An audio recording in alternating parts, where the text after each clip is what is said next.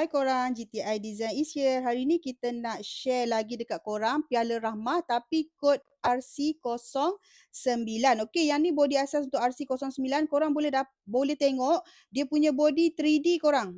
Bukan flat ni tau. Ni adalah 3D untuk RC08. Okey, korang nak tahu cara pemasangan dia macam mana? Jom follow dalam kita punya live. Okey, ni rod besi saya dah siapkan dah. Okey, lepas tu kita masukkan komponen support dia.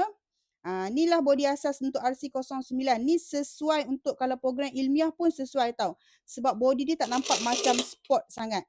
Dan ni adalah tapak. Macam biasa korang akan dapat tapak berat dekat kami kalau korang order mana-mana piala lah. So kita siapkan, kita dah setting dah macam ni. So dekat bawah nanti ni kita akan setkan dengan skru lah. Kita akan ketatkan dengan skru.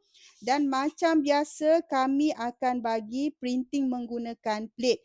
Jadi kalau korang nak printing percuma, lepas order terus chat dengan admin kita. Okey, korang ni dah siap kita punya piala RC09. Nak dapatkan macam mana? Chat admin sekarang. Okey, bye.